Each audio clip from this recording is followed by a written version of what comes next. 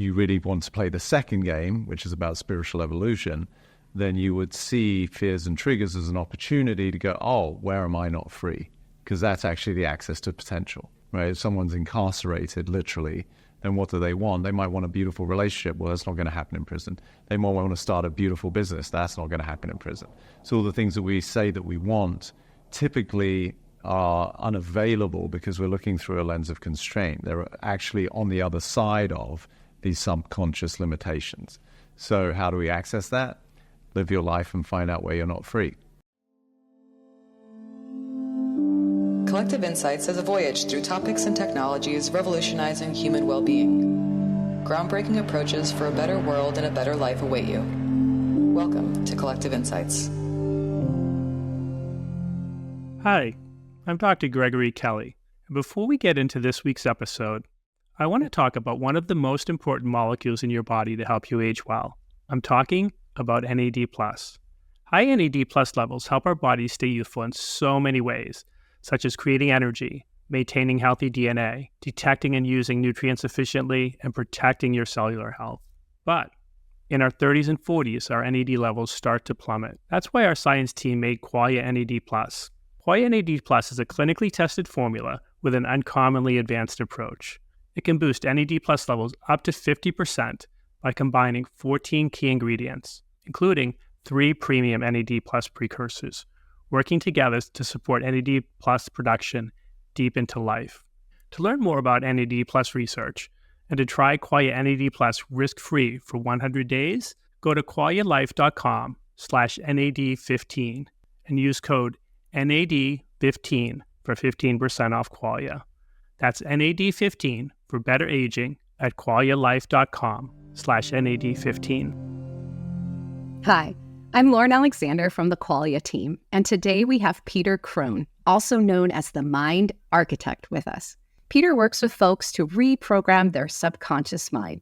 You know, we all have these limiting mental beliefs that dictate our thoughts, feelings, actions, and experiences. And in this conversation, Peter shares proven techniques to identify these limiting beliefs and to pinpoint what's holding us personally back. We also explore the importance of focusing on internal mindset over external circumstances to achieve personal freedom and transformation. Peter is a writer, speaker, and thought leader in the human awakening and potential movements. Excited? Me too. Let's dive in. To Collective Insights. Thank you so much for having me. It's a pleasure to be here. Oh man, I can't wait to talk about all this. I mean, you had me at reprogram your subconscious mind. This is our obsession here. Great. So tell me about yourself and your work and how you got here. On the human level, people call me Peter Crone. I'm the mind architect, which to me was sort of necessity being the mother of invention, and realizing that being called a spiritual teacher or a coach was not inaccurate, but it was insufficient.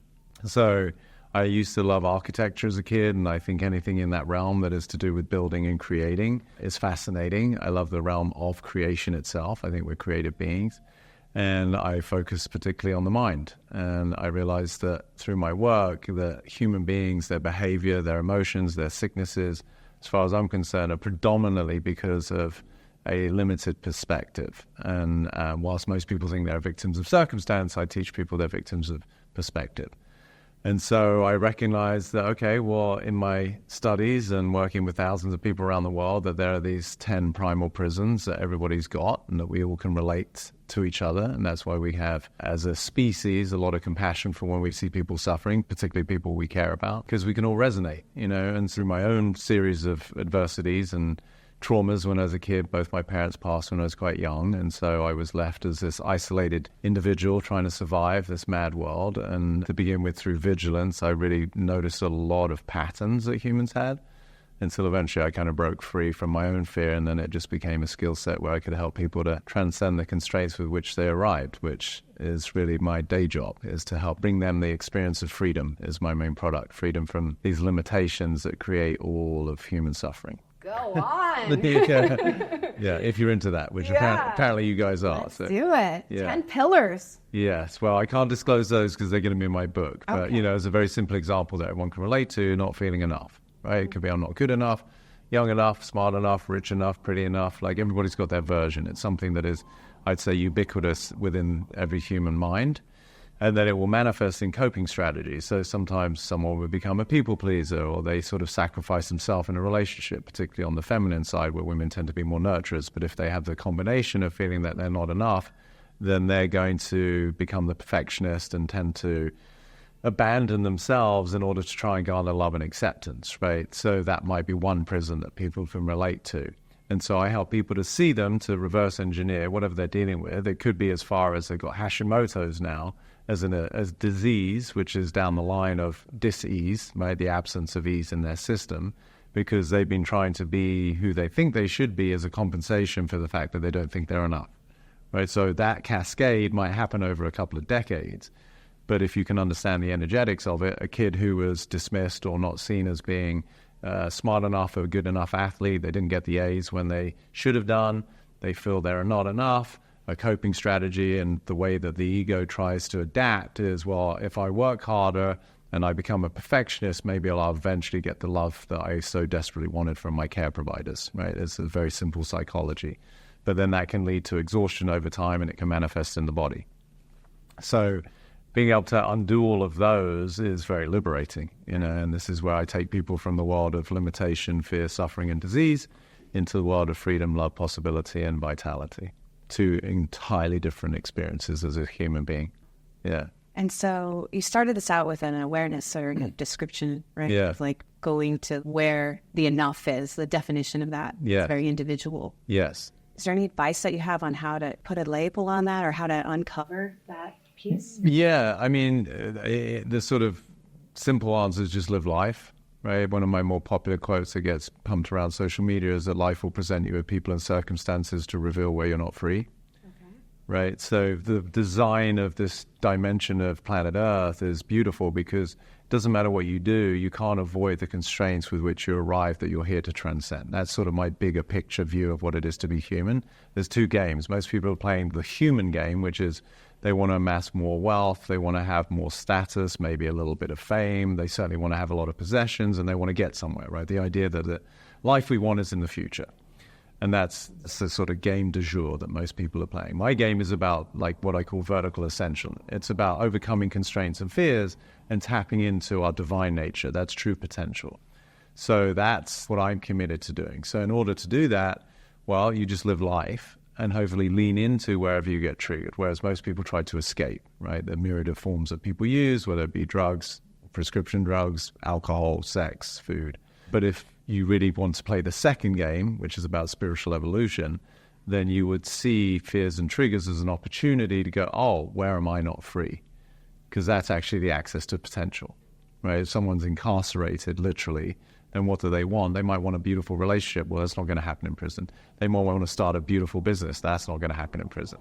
So all the things that we say that we want typically are unavailable because we're looking through a lens of constraint. They're actually on the other side of these subconscious limitations. So how do we access that? Live your life and find out where you're not free. That's easy. It is. Although terrifying. At the same time, for a lot of humans, it's not easy because that's the last thing they want to experience, which I totally understand and I have compassion for. But it helps when you reframe it because you go, okay, well, if that's the actual game that's afoot, then you start to almost become excited about the things that trigger you versus trying to avoid them. So the ego, from a place of fear and scarcity and inadequacy, it tends to be avoidant, right? So when people struggle with fears and anxieties, worries, it's usually because their brain is projecting into the future a history that they yet haven't accepted, and that's something now they're wanting to avoid. Like one of my athletes who didn't want to miss free throws because he had the worst free throw average. Again, quotes that I use, I say, past hurt informs future fear. So wherever we've had disappointments, a relationship that didn't work, God forbid, 2 relationships that doesn't work, that person now is going to carry that trepidation and that fear into the next relationship. And as a result, they tend to perpetuate the very patterns that were the unfulfilling things that ended the relationship in the first place. Self-fulfilling prophecy of the ego, right? So what I'm doing is helping people basically reconcile all of that, find complete love and acceptance and forgiveness for their history, realize that, as again, one of my quotes, what happened, happened, and it couldn't have happened any other way because it didn't. And that's a way that people can let be versus let go. You know, people say, I want to let go of that. I'm like, well, you don't have to, it's already done. What you could do is see that you still have a memory about it because you haven't accepted it. So if you let it be, then we start to sort of turn ourselves around 180, and instead of looking over our shoulder at the things that didn't work and trying to avoid them, we start to see that, well, actually the future's got nothing in it. And that's like a blank canvas. And that gives rise to a whole new form of inspiration and something that I can commit to versus trying to run away from. I really like that. That really spoke to me. Not making this about me. Yeah. Where I'm at in my journey is like this obsession with labeling things good and bad. Yeah. And thinking that it just is. Like the bad happened to inform the good. Yeah. You know? Yeah. And, Shakespeare had a beautiful quote. He said, nothing is either good nor bad, only thinking makes it so. Morning, Shakespeare. Hello. Thank you. Yeah. Well, you shared a story about a basketball player, their fear. Are there more stories that you can tell us?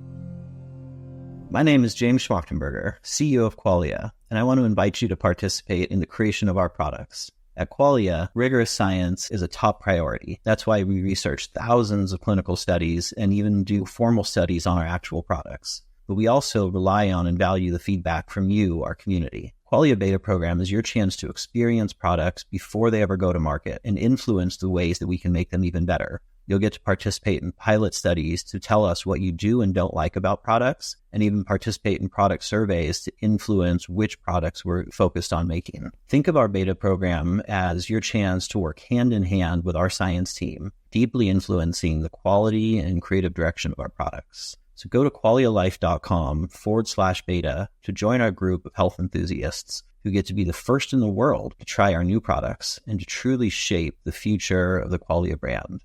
That's qualialife.com/beta. We hope to collaborate with you soon. Thousands. Yeah. I mean, endless. I mean, that one's, sports I find to be beautiful. I love working with athletes because I get to see these tangible results, usually very quickly. With that one, everyone can relate to whatever their version of failure and disappointment is. The kid that didn't get the grades the parents expected, him missing a free throw when he's being paid millions of dollars to make them. And then that creating the fear and the anticipation or the PTSD of that not wanting to be repeated. So now he's, in his case, standing at the free throw line trying not to miss. So we're being informed usually from that perspective of what we don't want, which tends to be self-fulfilling. So where people can see is like, okay, whatever it is, you lost money in the stock market. You never felt like you were loved by your parents. And so now you're worried that you're not going to be loved by your future spouse or whatever it might be. It's the same mechanism at work, right? Is where the human brain is designed to predict and protect. So it seems like a good tool, but it's really not, because it's based in pure survival, which may have been appropriate hundreds of years ago, maybe a couple of thousands of years ago, whatever it is, where we're truly at the mercy of bigger predators outside of our cave, whereas here it's not so much that. It's, okay, you might have to sleep on your brother's couch for a few months till you figure out your life, right? You're going to be okay. But when we recognize the mechanistic nature of the ego and the brain that is just trying to help us to survive, it's kind of adorable, it's unnecessary, and we can have a lot of compassion for it. So, there's a myriad of stories that I can remember, somebody, again, a baseball player. I love sports because it's very relatable, but he hadn't hit a home run for almost an entire season. It was across 2 seasons, so we were sort of from the half of the previous season into about a third of the current season. And he wasn't one of the big hitters who normally get about 30 home runs, and he wasn't a small guy who normally gets 8. He's sort of in the middle. 15 to 16 home runs would be a typical season. And he hadn't had one for almost the span of the equivalent time of a season. And so again, as an athlete, paid to perform, you can imagine, especially as a man, where our primal needs are to be revered and seen as the strongest and the alpha. He was really struggling, and it was starting to creep into his sleep and his relationship and his frustrations. And he was being mocked by people in the clubhouse because that's what teammates do, right? And it was really getting to him. So we had a chat, and I said to him, could you be okay with if for the rest of your career, and he probably had another good 3 or 4 years in him, that you never hit a home run? To begin with, it's very confrontational, right? And he's like, well, I don't think so. And I'm like, okay, well, then that's where you're stuck, right? Because what you're saying is you're not okay with what happens, which is creating the tension and the anxiety, which energetically, certainly physiologically for an athlete, is tension, which is the antithesis of what you want to be, which is relaxed and confident, which is how you perform at your best. So he eventually got it. I said, okay, could you, and I'd like to use a bit of humor and sometimes some tough love. I said, you're going to be okay if you don't have a home run for the rest of your career, or do I need to call your mom to mollycoddle you? And it's like, this is a grown-ass man who's probably 50 pounds heavier than me and could kick my ass. But he got the point. He said, yeah, sure. Yeah. You know what? I'm going to survive. It's okay. And in that moment, there's reprieve, right? He's let go of the avoidant future that he's worried about continually fulfilling on. And why it's so powerful a story, and it still gives me chills, is that the second at bat, he hits this effortless home run, because he was no longer attached to a future that was filled with his unfulfilled history that he's now trying to avoid. So that did open up to whatever resonated with you when I said that, the possibility of it happening. Right. So that story, but there's endless stories. I mean, I do this mastermind, a 3-month container where we meet every 2 weeks. I teach my theory. I coach people, I help them understand what I'm doing, and it's just super profound, usually not a dry eye on, hundreds of people on Zoom from all around the world. It's very moving. And this one woman who had got stage 4 endometriosis, very young, beautiful, probably mid to late 20s, wanted to have a family, was in an abusive relationship, which was really the extension of her childhood, where she felt that her prison was that she doesn't matter. And she had all the evidence for the way that she wasn't seen or wasn't held by her parents, and not necessarily abused, but was really dismissed. And so the way that she contextualized that and the way that she viewed herself is, I don't matter. So as a woman, you can understand anatomically the way that might manifest. It can show up in different ways. Is if you don't matter, then you're not a woman, you don't have any significance, you're certainly not going to give birth to another human being. And so to me, in my world, that's the way it would manifest in this case, is shutting down her reproductive organs, right? You don't have any purpose. And so helping her see that, obviously there's a lot of hurt, there's a lot of shame, there's a lot of tears, and we went through it to see that's not a truth, that's what you created based on the evidence, which is what the ego does. And when she saw that that fundamentally isn't who she is and it's not an actual truth about her, and then what became available on the other side of that was complete relief and freedom, to the fact that 3-4 months after the mastermind, she sent this beautiful testimonial of how she went for a checkup and she doesn't have endometriosis anymore. Yeah, it is. So then you start to see the power of how the mind, and particularly our energetics around the way we view life and ourselves and how we relate to things, does cascade into our physiology. So I often use the word disease and break it into dis-ease. So the absence of ease, meaning we're not at peace within ourselves, we don't have love and self-acceptance, does eventually show up, depending on the strength of your constitution, in something that could be a disease in your body. When you understand that, you start to become a little bit more, perhaps, responsible for the way that you speak to yourself and treat yourself. And yeah. Lovely. That's cool, right? So talk to me about advice on what you know and what you can advise us to start, how we start. I mean, gosh, where you were at, right? Be here now and look at which arena of your life you're most struggling with. Is it something to do with your health? Is it something to do with your relationships? Is it something to do with your finances? Is it something to do with your career or sense of purpose? Humans are complex but quite simple in their conversations. Everybody here at this conference, everybody around the world is likely going to be talking about one of those kind of 4 arenas of life. Some people have what they consider to be issues in all of them. For some, it's going to predominate in their relationship right now, with a spouse, with a parent, with an in-law, with a child. And so look at the opportunity is, what is it that's underlying the quote-unquote resistance to reality? Because their life is the way it is, right? People could be upset about their finances, but it doesn't change the fact that they have what they have and they don't have what they don't have. So really, I'm helping people to find true harmony and peace with the way that life is versus resisting it. Resisting is what is the precursor to the suffering. If I'm at peace with the way everything is, then I'm free. I'm not saying that's easy, because most people's conditioning is subconscious, meaning they're blind spots, they don't know. So where they're not free is the opportunity to find freedom. So that's how we start, is, maybe make an inventory of the things that you're struggling with. And then as best as you can, sometimes it's easier with counsel for sure, or a good friend who knows how to listen. What must be the underlying threat? What is the actual fear, and where can you correlate that to the events of your childhood? Usually, it's like, oh wow, I'm with a husband, a boyfriend who's a bit abusive, whether it be physically, which hopefully it's not. There's some abhorrent things that go on out there, and I don't condone that, but maybe it's verbally, or it's just you're not being seen, you're not being held, you're not being acknowledged as a woman. And where perhaps can you correlate that to being the youngest of 3 and perhaps your parents didn't give you much attention and you made that mean that you're not loved or you're not special, and now you've manifested that in an adult relationship, right? And then you can go, oh, wow, I'm the one that energetically, with no fault, have created the circumstances of my life. And if I'm actually committed to a relationship that's founded in true love and affection where I'm seen, then I have to recognize that I'm not doing that for myself. Yeah. Really, really good. So you've helped thousands of people. Yeah. Anything surprise you anymore? That's a great question. I think not necessarily in human disposition, because I would assert in the most innocent of ways, that's why we're here in this dimension, is to transcend, as I say, the constraints with which we arrive. So that's the game that is afoot, is we're here to be awakened to our divine nature that is timeless and boundless, and that we're all going to have whatever stories of limitation that we're here to overcome, and life is going to continually, put that in our face until we get it. I think what I might be surprised at is that as a species, as advanced as we are in certain realms like technology, the things that we've been able to create, which really are quite staggering and extraordinary, I'm surprised that as a species as a whole, we're completely unevolved as it relates to our emotional intelligence. That people still, metaphorically, religious context, hate their neighbor. They don't love their neighbor as themselves. And a tongue-in-cheek, quote I say is, well, it's no wonder, because how many people love themselves, right?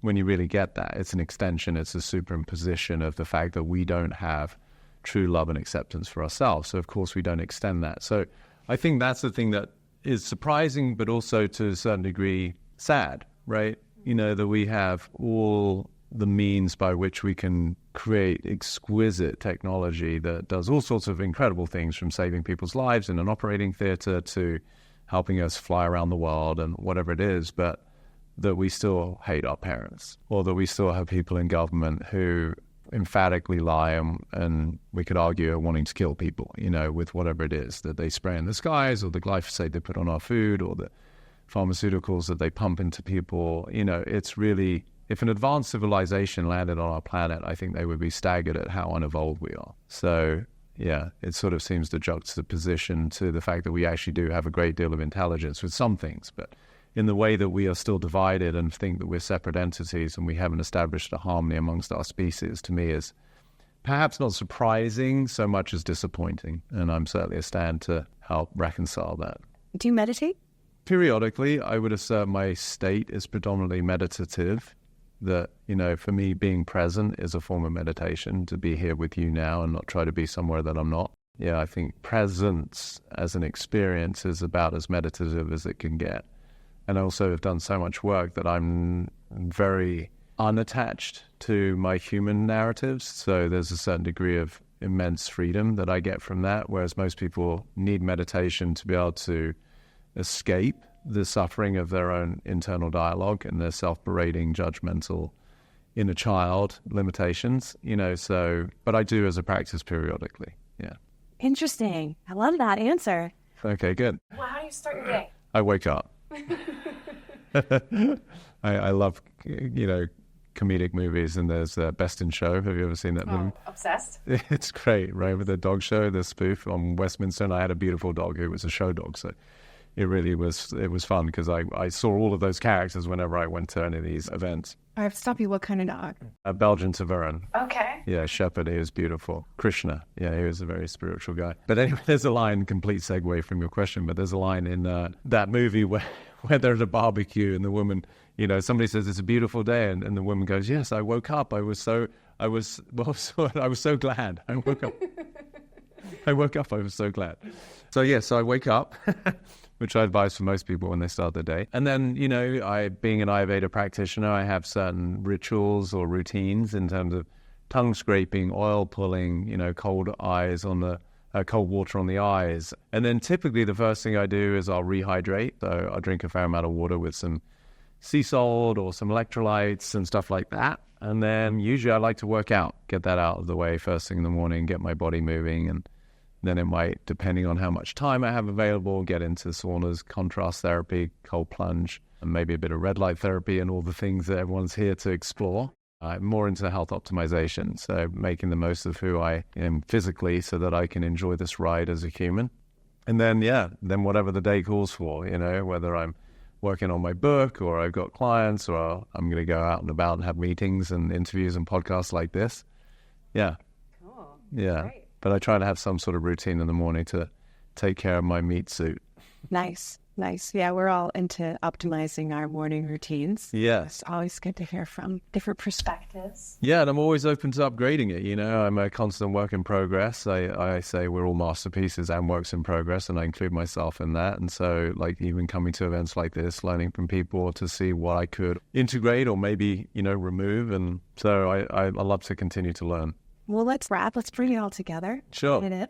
Yeah. What do you got to just this beautiful landing the plane takeaway?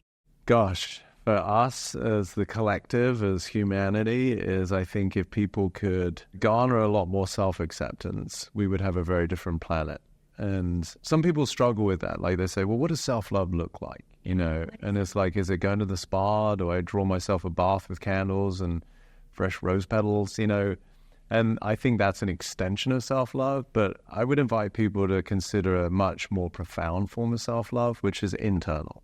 And it seems paradoxical because the love that I'm inviting people to consider is to include the part of you that doesn't feel love. And that's a much bigger undertaking, right? The part of you that didn't get what it felt it needed from its care providers, from mom or dad.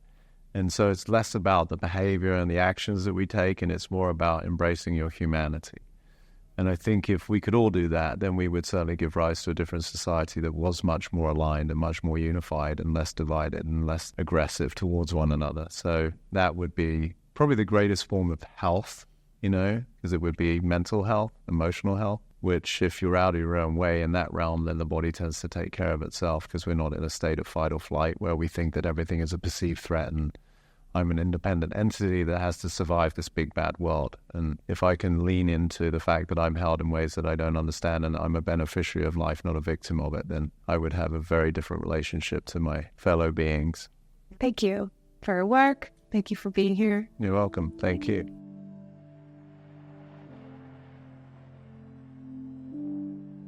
This podcast is for informational purposes only. The podcast is not intended as a substitute for professional medical advice, diagnosis, or treatment. You should not use the information on the podcast for diagnosing or treating a health problem or disease, or prescribing any medication or other treatment. Always seek the advice of your physician or other qualified health provider before taking any medication or nutritional, herbal, or homeopathic supplement, and with any questions you may have regarding a medical condition. Never disregard professional medical advice or delay in seeking it because of something you have heard on this or any other podcast. Reliance on the podcast is solely at your own risk. Information provided on the podcast does not create a doctor-patient relationship between you and any of the health professionals affiliated with our podcast. Information and statements regarding dietary supplements have not been evaluated by the Food and Drug Administration and are not intended to diagnose, treat, cure, or prevent any disease. Opinions of guests are their own, and this podcast does not endorse or accept responsibility for statements made by guests. This podcast does not make any representations or warranties about guest qualifications or credibility. Individuals on this podcast may have a direct or indirect financial interest in products or services referred to therein. If you think you have a medical problem, consult a licensed physician.